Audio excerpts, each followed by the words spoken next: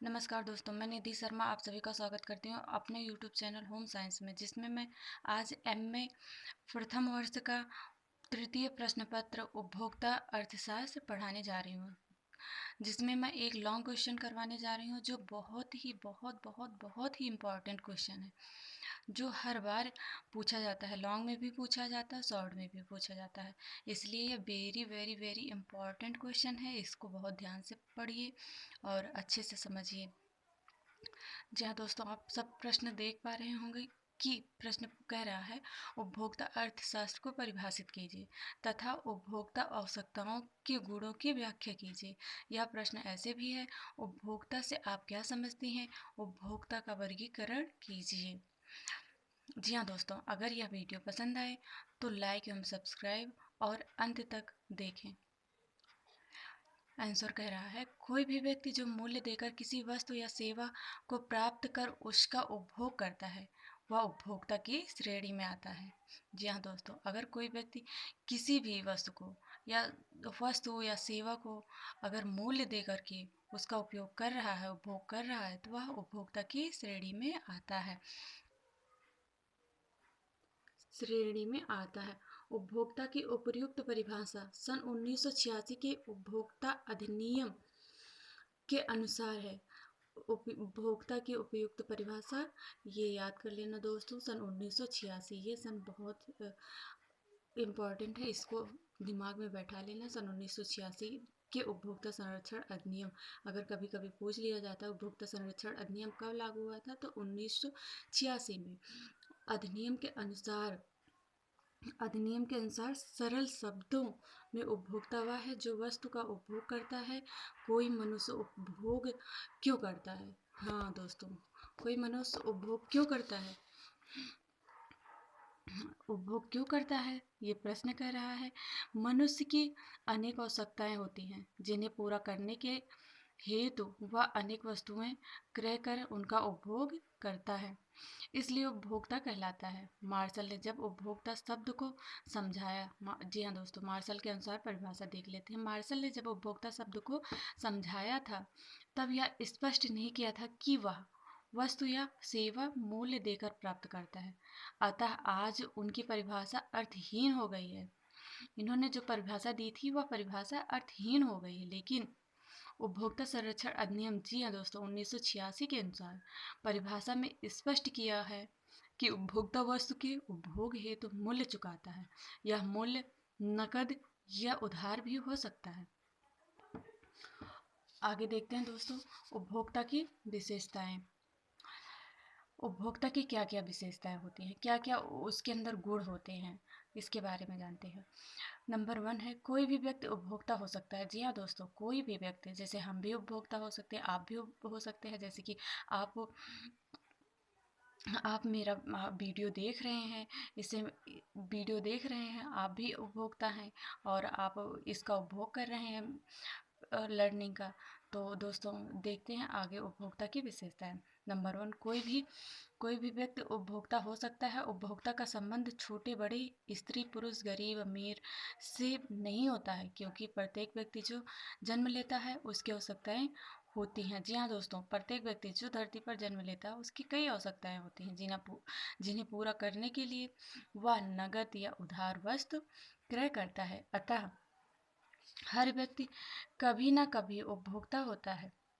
Number 2, उपभोक्ता वस्तुओं या सेवाओं के लिए कीमत देता है। जी हाँ दोस्तों, ये नंबर 2 में कह रहा है कि उपभोक्ता जो होता है वह वस्तुओं या सेवाओं के लिए क्या देता है, कीमत देता है, अर्थात मूल्य चुकता करता है।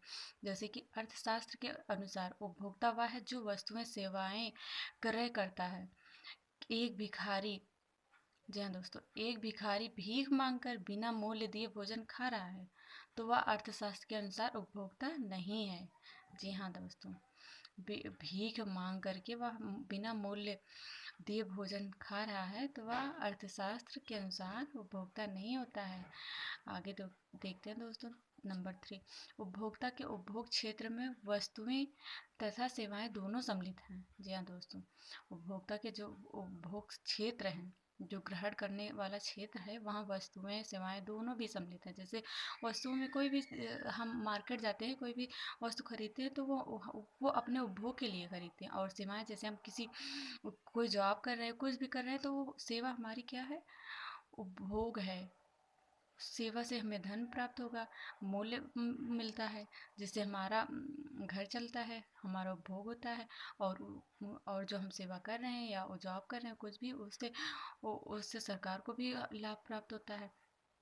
जैसे कि आवश्यकता पूर्ति हेतु वस्तु क्रय करना तथा अपनी सुविधा हेतु धन देकर डॉक्टर की सेवाएं प्राप्त करना, दोनों उपभोक्ता के क्षेत्र में है। जैसे धन दे करके डॉक्टर की सेवा प्राप्त करना भी उपभोक्ता के क्षेत्र में है। नंबर 4 है क्रेता तथा उपभोक्ता में अंतर होता है। जी हाँ दोस्तों, क्रेता में और उपभोक्ता में काफ़ी अंतर होता है, क्योंकि क्रेता वह है जो बेच देता है और विक्रेता उपभोक्ता वह है जो लेता है। जैसे कि आगे देखते हैं, यह आवश्यक नहीं है कि हर क्रेता उपभोक्ता हो, जबकि हर उपभोक्ता क्रेता होता है। जी हाँ दोस्तों, हर उपभोक्ता क्रेता बन सकता है, लेकिन हर क्रेता उपभोक्ता नहीं होता है। उपभोक्ता को उपभोग हेतु वस्तु क्रय करनी पड़ती है, पर यह आवश्यक नहीं है कि कोई क्रेता खरीदी वस्तु का उपभोग कर और वह उपभोग नहीं करता, इसलिए क्रेता तो है, उपभोक्ता नहीं है। नंबर 5 है अंतिम अंतिम उपभोग अनिवार्य है। जी हाँ दोस्तों, अंतिम उपभोग अनिवार्य है। अंतिम उपभोग अर्थात क्रय वस्तु प्रयोग करना, अन्यथा उपभोक्ता नहीं क्रेता ही कहलाएगा। जी हाँ, क्रय वस्तु का प्रयोग करना अन्यथा उपभोक्ता नहीं ही कहलाएगा, क्रेता नहीं कहलाएगा। उपभोक्ता के प्रकार। जी हाँ दोस्तों, आगे देखते हैं उपभोक्ता के कितने प्रकार होते हैं, टाइप्स ऑफ उपभोक्ता, कंज्यूमर। और देखते हैं उपभोक्ता कई प्रकार के होते हैं। उपभोक्ता के वर्गीकरण हेतु कुछ आधार माने गए हैं। यह आधार 8 प्रकार के होते हैं। 8 प्रकार के आधार होते हैं उपभोक्ता के। नंबर 1 है धन के आधार पर। धन के आधार पर जैसे हम देख सकते हैं दोस्तों, धन के आधार पर मनुष्य अपनी आवश्यकताओं की पूर्ति किस क्रमानुसार करेगा, यह इस पर निर्भर करता है कि उसके पास धन साधन कितनी मात्रा में है। धन के आधार पर समाज को निम्न आय वर्ग, मध्यम आय वर्ग तथा उच्च आय वर्ग 3 भागों में बांटा गया है। अतः धन के आधार पर उपभोक्ता भी 3 प्रकार के होते हैं। नंबर 1 निम्न आय वर्गीय उपभोक्ता। नंबर आ है, इसी धन के आधार पे होता है। जैसे निम्न आय वर्गीय, जैसे कोई गरीब है जिसके पास आय कम होता है, वह उपभोक्ता, वे उपभोक्ता हैं जिन्हें हम निर्धन उपभोक्ता भी कहते हैं। जी हाँ दोस्तों, जो निर्धन गरीब होते हैं ऐसे उपभोक्ता को हम निम्न आय वर्गीय उपभोक्ता कहते हैं। ये अपने आवश्यकता संबंधी वस्तुओं का ही उपभोग करते हैं। अपनी जो आवश्यक जो मोस्ट इम्पॉर्टेंट आवश्यकताएं होती हैं उन्हीं से संबंधित वस्तुओं का ही उपभोग करते हैं। कुछ उपभोक्ता तो अपनी समस्त आवश्यकताओं संबंधी वस्तुओं का भी क्रय कर उपभोग नहीं कर पाते, क्योंकि धन अभाव के कारण क्रय करने में असमर्थ होते हैं। नंबर 2 है, जी हाँ दोस्तों, इसमें बता रहे हैं कि जिसके पास धन ही नहीं रहेगा तो वह कितना खर्च करेगा, इसीलिए तो वह क्रय करने में असमर्थ होता है।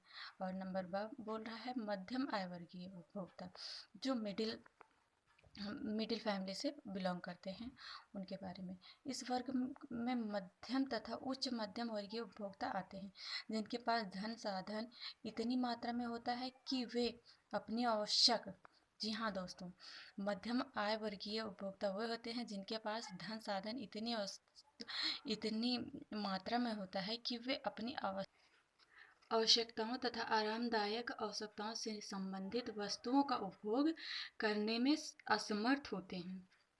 आगे देखते हैं दोस्तों, नंबर 7 है उच्च आय वर्गीय उपभोक्ता। यह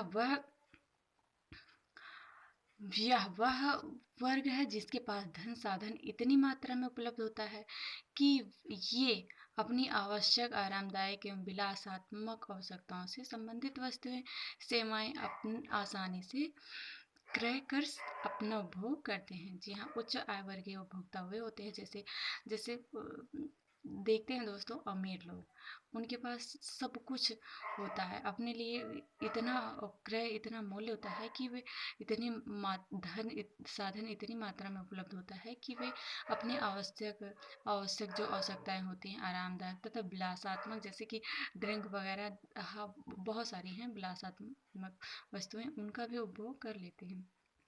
नंबर 2 है समय के आधार पर।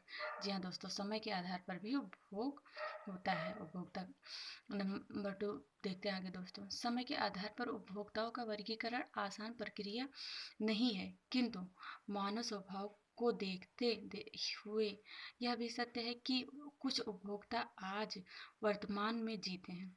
वे सब कुछ शीघ्र, अतिशीघ्र आज ही पा लेना चाहते हैं, जबकि कुछ दूरदर्शी आज के साथ साथ अपना भविष्य भी संवारना चाहते हैं, भविष्य की चिंता में जीते हैं। अतः समय के आधार पर उपभोक्ता 2 प्रकार के होते हैं। जी हाँ दोस्तों, समय के आधार पर उपभोक्ता कितने प्रकार के होते हैं? 2 प्रकार के होते हैं। नंबर 1 है वर्तमान में जीने वाला वर्तमान उपभोक्ता। ये वे उपभोक्ता होते हैं, जी हाँ दोस्तों, वर्तमान में जीने वाले जो वर्तमान उपभोक्ता होते हैं, वे उपभोक्ता होते हैं जो वर्तमान में अपनी आवश्यकताएं पूर्ण कर संतुष्ट पाना चाहते हैं। अपनी जो आवश्यकताएं होती हैं वे वर्तमान में पूर्ण यानी पूरा करके संतुष्टि पाना चाहते हैं, अतः वस्तुओं का उपभोग वर्तमान में करते हैं। नंबर 2 है भविष्य को सुखद बनाने वाले भावी उपभोक्ता। वे उपभोक्ता जिन्हें भविष्य की चिंता अधिक होती है, अपनी आवश्यकताएं वर्तमान में पूर्ण न कर भविष्य के लिए टाल देते हैं, इन्हीं भावी उपभोक्ता भी कहते हैं। जी हाँ दोस्तों, भविष्य की चिंता नहीं करना चाहिए, ये इतना नहीं सोचना चाहिए, वर्तमान देखना चाहिए और हम अपने वर्तमान पर फोकस करें और भविष्य के लिए बचा के रखे रहें। पता चले कि कल हम चले जाएं कहीं ऊपर, फिर क्या हो। लेकिन एक फ़ायदा भी होता है दोस्तों, हम ऊपर चले जाते हैं लेकिन हमारे जो बच्चे होते हैं, हमारा जो परिवार होता है, उनके लिए भी तो आरामदायक होता है। नंबर 3 स्थान के आधार पर रहने के उपलब्ध स्थान को ग्रामीण तथा शहर 2 भागों में बांटा गया है, अतः ये उपभोक्ता भी 2 प्रकार के होते हैं। दोनों को भोजन, वस्त्र, आवास की आवश्यकता है, पर रहने के लिए स्थान के कारण वस्तुओं के स्तर एवं पसंद में अंतर आ जाता है। स्थान के आधार पर 2 प्रकार के उपभोक्ता होते हैं, जैसे शहरी उपभोक्ता और ग्रामीण उपभोक्ता। अब शहरी उपभोक्ता में कौन आते हैं? जैसे कि शहर में निवास करते हैं, अतः आवश्यकता की पूर्ति हेतु शहर में उपलब्ध वस्तुओं का प्रयोग करते हैं। और ग्रामीण उपभोक्ता कौन होते हैं दोस्तों? ग्रामीण उपभोक्ता वे होते हैं इनकी आवश्यकताएं शहरी उपभोक्ता जैसी हैं, पर या उनकी पूर्ति ग्रामीण क्षेत्र में रहकर वहाँ उपलब्ध वस्तुओं द्वारा करते हैं, अतः ग्रामीण उपभोक्ता कहलाते हैं। नंबर 4 है दोस्तों उम्र के आधार पर। जी हाँ दोस्तों, उम्र के आधार पर हमारे उपभोग को उम्र 2 तरह से प्रभावित करती है। नंबर 1 हर उम्र की आवश्यकता में अंतर होता है, अतः उपभोग में अंतर होता है। जी हाँ दोस्तों, हर एक उम्र में हमारी आवश्यकताओं में भी अंतर होता रहता है, इसलिए उपभोग में भी अंतर होता है। और नंबर 2 है कुछ आवश्यकताएं हर उम्र में एक सी हैं, जैसे कि भोजन, वस्त्र आदि होते हैं, किंतु अनुभव की कमी, विज्ञापन का प्रभाव, उम्र के कारण उनमें भिन्नता आ जाती है। बच्चे विज्ञापन से प्रभावित होकर वस्तु को अपनी आवश्यकता बना लेते हैं। प्रौढ़ व्यक्ति अपने अनुभव का लाभ उठाकर सोच विचार कर उपभोग वस्तु का चुनाव करते हैं। उम्र के विभिन्न पड़ाव में के आधार पर उम्र के अनुसार उपभोक्ता वर्ग को 4 भागों में बांटा जा सकता है, जैसे बाल उपभोक्ता या उपभोक्ता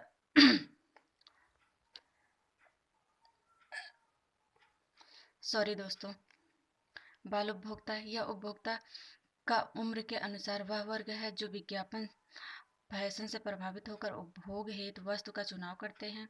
बी अर्थात युवा उपभोक्ता, यह उम्र मौज मस्ती वाली है, जहां उपभोक्ता स्वयं अपनी इच्छा तथा आवश्यकता में अंतर नहीं कर पाता है, अतः वस्तु उपभोग में असावधानी तथा गलती कर देता है। नंबर 7 प्रौढ़ उपभोक्ता, यह वह उपभोक्ता है जिसकी उम्र में उसके पास अनुभव होते हैं, उसे अपने श्रम की कीमत मालूम होती है, जी हाँ दोस्तों, प्रौढ़ जब होता है व्यक्ति तो उसे अपने श्रम की कीमत खुद ब खुद पता चल जाती है, क्योंकि उसको सब कुछ देखना रहता है ना प्रौढ़ावस्था में। या उपभोक्ता केवल वर्तमान में ही नहीं जीता, भविष्य की भी चिंता करता है। अतः अतः विवेक के अनुसार वस्तुओं का उपभोग करता है। वृद्ध उपभोक्ता। नंबर द है वृद्ध उपभोक्ता। इस उम्र का उपभोक्ता सचेत उपभोक्ता होता है। जी हाँ दोस्तों, ये वृद्ध और उपभोक्ता जो होते हैं वो सभी से बीच सबसे गुजर चुके होते हैं, इसलिए ये सचेत रहते हैं। इनको सचेत उपभोक्ता भी कहते हैं। यह विज्ञापन फैशन से प्रभावित नहीं होता, अपनी इच्छा आवश्यकताओं का अंतर जानता है तथा उपभोग सोच विचार कर करता है। जी हाँ दोस्तों, वृद्ध व्यक्ति सोच विचार के ही अपने उपभोक्ताओं को अपने उपभोग को पूरा करते हैं। नंबर 5, लिंग के आधार पर। यह सृष्टि दो विपरीत लिंगों के मिलन का परिणाम है। दो साथियों के गुणों, स्वभाव, शरीर रचना में ईश्वर प्रदत्त विभिन्नताएं हैं। लिंग के आधार पर दो प्रकार के उपभोक्ता हैं। जी हाँ दोस्तों, स्त्री, एक पुरुष उपभोक्ता होता है, एक स्त्री उपभोक्ता होता है।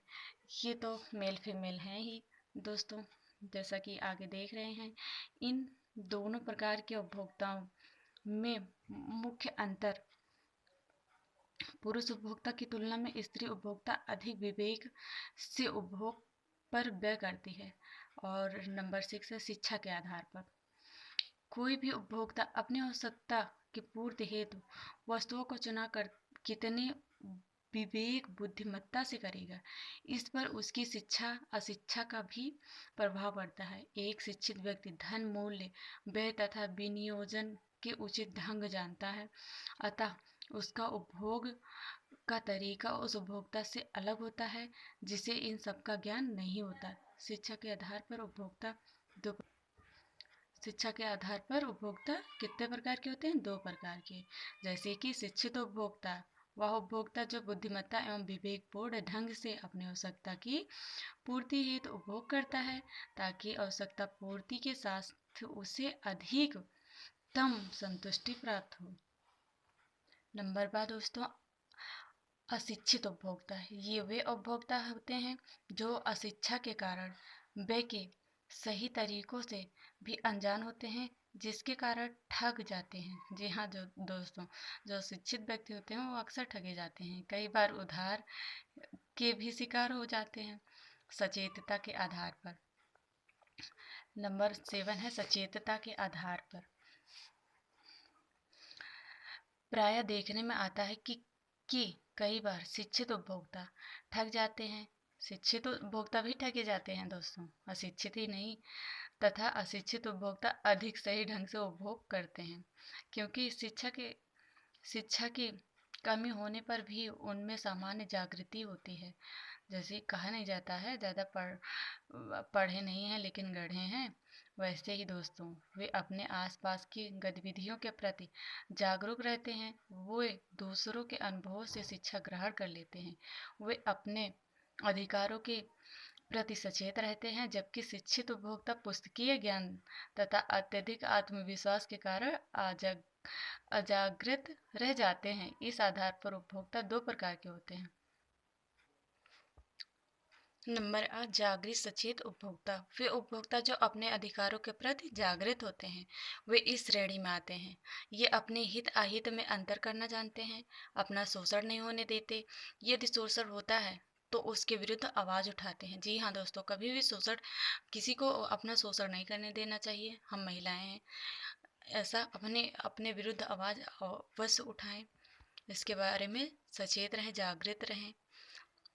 नंबर 12, अचेत अजागृत उपभोक्ता, जिन्हें अपने अधिकारों की जानकारी नहीं होती है। यदि जानकारी होती भी है तो शोषण होने पर भी चुप रहते हैं, अधिकार के लिए लड़ते नहीं हैं। जी हाँ दोस्तों, कुछ महिलाएं ऐसी हैं जो जिनका शोषण होता रहता है लेकिन वो चुप रहती हैं, लड़ती नहीं हैं, डरती हैं। ऐसा नहीं चाहिए दोस्तों, लड़ें, चुप बैठना नहीं चाहिए। नंबर 8, संतुष्टि के आधार पर। समाज में उपभोक्ता है तो उपभोग होगा। जी हाँ दोस्तों, अगर समाज में उपभोक्ता है तो उपभोग तो अवश्य ही होगा। उपभोग होगा तो वस्तुओं का बाजार में भी होगा। बाजार भी होगा। इस चक्र में समाज में एक वर्ग वह है जो उपभोग हेतु वस्तुओं का उत्पादन करता है तथा उत्पादन हेतु कच्चे माल का उपभोग करता है। दूसरा वर्ग वह है जो उत्पादित वस्तु का प्रत्यक्ष अंतिम उपभोग करता है। दोनों का उद्देश्य संतुष्टि प्राप्त करना होता है। उत्पादन वर्ग उत्पादित माल बेचकर लाभ उठाकर संतुष्टि प्राप्त करता है, तो दूसरा वर्ग उत्पादित वस्तु का प्रयोग कर संतुष्टि प्राप्त करता है। जी हाँ दोस्तों, एक बेचकर संतुष्टि प्राप्त करता है और एक उपभोग करके संतुष्टि प्राप्त करता है, जैसे क्रेता विक्रेता। इस आधार पर दो प्रकार के उपभोक्ता होते हैं, व्यापारिक उपभोक्ता, घरेलू उपभोक्ता।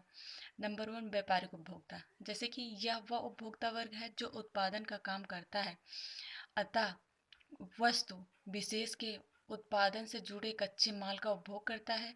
यह उत्पादित वस्तु को बाजार में बेचकर लाभ कमाता है तथा जितना अधिक होता है उतनी संतुष्टि मिलती है। नंबर बी, घरेलू उपभोक्ता। यह उपभोक्ता वर्ग अपनी